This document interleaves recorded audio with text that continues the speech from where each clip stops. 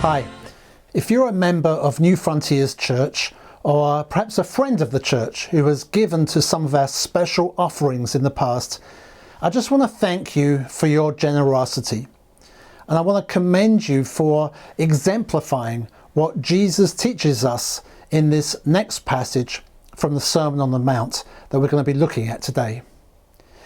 Do you realise that over the last couple of years, our church has given over $25,000 to help dozens of abused women who had found refuge at a safe house in the Middle East? Your generosity enabled them to get home to their own countries and families. We've also, for the last few years, been financially supporting a ministry in Mumbai, India, that is helping trafficked women who have been trapped in prostitution, as well as a church that has emerged in that red light district. We heard news just this past week about a woman and her daughter who have been rescued from the brothel through this ministry and are now in a safe house. It's our giving that has enabled that to happen. More locally, an initiative that our church started called Vroom Vroom Beep Beep just gave their 13th car to a single mum who, like many others in her situation, desperately needed transportation to get to work. Because of the generosity of many people, and I've got no clue who they are, 13 cars have now been given away to help women in need over the past 2 years. 13 cars in just 2 years. I mean, wow. Not only that, but 3 months ago we took up our biggest benevolence offering yet, with over $50,000 given that will help many, many people who are in need.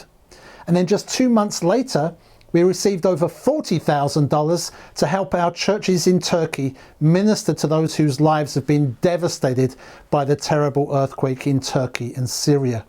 I mean, do the math. That's hundreds of thousands of dollars, and we are not a big church. And that's not to mention the many other ways that people in our church have been helping the needy and spending hours upon hours with people in recovery and serving those on the margins of society. You know, I feel very humbled and blessed to belong to a church like this, because that kind of generosity towards the poor and needy is very close to God's heart, as we'll see. And I believe God would commend our church for these acts of mercy. I really do. But at the same time, he would call us to guard our hearts and motives and go even further. So with all that said, let's now read what Jesus says next in his Sermon on the Mount. Beware of practicing your righteousness before other people in order to be seen by them, for then you will have no reward from your Father who is in heaven. Thus, when you give to the needy, sound no trumpet before you, as the hypocrites do in the synagogues and in the streets, that they may be praised by others. Truly, I say to you, they have received their reward. But when you give to the needy, do not let your left hand know what your right hand is doing, so that your giving may be in secret, and your Father who sees in secret will reward you. Now, if you've been following this series, you will know that Jesus said that the righteousness of his followers should exceed that of the scribes and Pharisees. Because, you know, these religious leaders he was talking about, they seemed righteous on the outside. You know, they were zealous about keeping the law. You might say they were very moralistic or self-righteous. But it's because their hearts were not right before God. They had wrong attitudes and motives. And that's been an issue for the church throughout its history. It's all too easy for those who profess to be Christians to fall into the same trap. And so Jesus says here, beware. This is something we need to beware of. You know, we need to make sure our hearts are right, because it's a right heart that will result in right attitudes, right motives, and right living. And that is the kind of righteousness Jesus is looking for. So here in chapter 6, Jesus continues his teaching on righteousness, and he again gets to the heart of the issue by addressing our motives for doing three things. And if you read on in chapter 6, you'll see what they are: giving to the needy, praying, and fasting. three practices that are found in just about every religion. And in our text today, we're looking at the first one, which is giving to the needy. But Jesus starts in verse 1 by summarising the heart issue that was common to all three. At least it was common among the religious types in his day. And that was to make such a public performance out of practicing these things that it would get people's attention. So they would say how good and godly they were. They were doing it to receive praise and honour from men rather than from God. And it meant that their motivation was all wrong. So Jesus is saying, beware of this. Beware, he says, of practicing your righteousness before other people in order to be seen by them. Because if that's why you're doing it, then he says you will have no reward from your Father who is in heaven. So let's look now at the first of those practices, which is giving to the needy. He says, when you give to the needy, sound no trumpet before you, as the hypocrites do in the synagogues and in the streets, that they may be praised by others. Now, before we look at our motivation in giving, I think we need to recognise there is an assumption here that we will give. Did you see that? Jesus says, when you give to the needy, not if, but when. And if you read the whole passage again, you'll see he repeats himself. When you give to the needy. Right? There is an assumption here that his followers will practice benevolent giving. And that's because we see this practice right through the Bible. Just a couple of examples would be Deuteronomy 15 verse 11. For there will never cease to be poor in the land. Therefore I command you, you shall open wide your hand to your brother, to the needy and to the poor in your land. And of course there were all kinds of laws for God's people about leaving some of their harvest for the poor and for the aliens in the land. And in doing so they were honouring God, as it says in Proverbs 14 verse 31. Whoever oppresses a poor man insults his maker, but he who is generous to the needy honours him. Now the Israelites thought that they were honouring God with their sacrifices and fasting, but God wasn't too impressed, and it's because of how they were treating others. And he makes that clear in Isaiah 58, where he says, is not this the kind of fasting I've chosen, to loosen the chains of injustice, to share your food with the hungry, and to provide the poor wanderer with shelter, when you see the naked, to clothe them? And this concern for the needy carries right through to the New Testament, where we read in James 1:27, religion that God our Father accepts as pure and faultless is this, to look after orphans and widows in their distress. I'm told that there are over 2,000 references to caring for the needy in the Bible. So this is clearly something that matters a lot to God. Right? It's an aspect of his righteousness that is to be reflected in the hearts of his people. Which is why I think the generosity of our own church must surely delight the heart of God, because it honours him. And I'm not even talking about our regular giving. I'm not talking here about tithing, which is giving a percentage of our income as we acknowledge God as our provider, right? It's our tithes that support the ministry and mission of his church. So that is vitally important as well, right? Tithing honours God as our provider. But the giving I'm talking about today has been over and above that. All the money that's been given in response to the needs of others. And that also honours God. As the proverb said, he who is generous to the needy honours him. Because it's a reflection of God's own heart. And of course that doesn't just apply to giving money, but giving our time, using our gifts and taking initiative to bring relief to the needy, as so many do in our church. whether by serving the recovery community or Next Generation, Lydia's House of Hope, Portsmouth Housing Authority, or the so many other ways that our church members serve people in need, often unseen. The great preacher C.H. Spurgeon once preached on Psalm 41 verse 1, which says, "Blessed is the one who considers the poor. In the day of trouble the Lord delivers him." Spurgeon said, this precious promise belongs to those who consider the poor, looks into their case, devise plans for their benefit, and considerately carries them out. We can do more by care than by cash, and most with the two together. We need both. We need both care and cash. I love quoting Spurgeon, partly because I studied at the pastor's college he founded, which is now called Spurgeon's College, but also because he lived what he preached.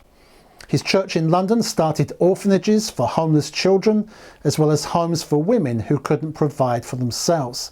They did all kinds of good works to serve the needs of the blind and the poor in 19th century London. And I think that's where the church really does shine, where people should be able to see our good deeds, as Jesus said earlier in his sermon in Matthew 5. Right? It's the good works we do together to serve the needy that causes the church to be a light to the world. And it's not something that we should go bragging about or draw attention to. We just let our light shine. And Jesus said it will cause people to praise our Father in heaven. But in our text today, Jesus is talking more about our personal motivation for giving to the needy. He says, when you give, don't sound the trumpet like the hypocrites do in the synagogues and in the streets, so that they may be praised by others. Now, I don't know whether these hypocrites were literally sounding trumpets when they gave to the poor. It was common practice to give alms to the poor who sat in the street at the temple gates, or to put money in the special offering boxes in the synagogues. But I doubt that they were actually trumpets announcing the good deed. I think Jesus was saying something similar to what we would say today, which is, don't blow your own trumpet. Don't make a big show of it, which these people, most likely the Pharisees and others, were clearly doing. Don't be like them, says Jesus. But when you give to the needy, do it in secret. Keep it quiet. Right? Don't let your left hand know what the right hand is doing. Now, what did he mean by that? It was probably an anecdotal saying, meaning don't go around telling everyone. But it doesn't mean you can't put a check in the offering because people will know who it's from. It doesn't mean that you can only give cash anonymously, or you have to wear a disguise when you give money to someone who is homeless. I mean, that would be silly, wouldn't it? What Jesus is addressing here is our motive for giving, right? The giving in secret is meant to contrast with blowing our own trumpet. He's simply saying, don't do it to get recognition, right? We don't do it for our own benefit, right? So we will look good. Rather, we do it for the good of others. And there's a story told about Spurgeon and his wife that I think helps to illustrate what Jesus is saying here. Apparently, the Spurgeons used to keep chickens that produced quite a number of eggs, but they refused to give the eggs away. They insisted on selling them, even to their own relatives. They told them, you may have them if you pay for them. And as a result, some people labelled the Spurgeons as greedy and grasping, but they never tried to defend themselves from the criticism. It was only after Mrs. Spurgeon died that the full story was revealed. All the profits from the sale of the eggs went to support two elderly widows. And because the Spurgeons felt that this was something that they should do quietly and in secret, they endured the attacks in silence. They didn't do it to be seen by men. It was enough that their actions were seen by God alone. They didn't do it for their own benefit so that they would have recognition. They did it purely to benefit two elderly women, and who knows whether they even knew where their support came from. So it's our motivation that Jesus is addressing here. You know, the things we do and the way we appear may look impressive to others, and who wouldn't enjoy the praise it might bring us? But God looks upon the heart. He knows our motives, and he only rewards right giving. Jesus said the hypocrites give so that they may be praised by others. And then he said, truly I say to you, they have received their reward. But when you give to the needy, do not let your left hand know what your right hand is doing, so that your giving may be in secret. And your Father who sees in secret will reward you. Those who give to promote themselves will just receive the praises of men, which are fleeting. And that is the only reward they will get. It's interesting that Jesus uses two different words that are translated reward in this passage.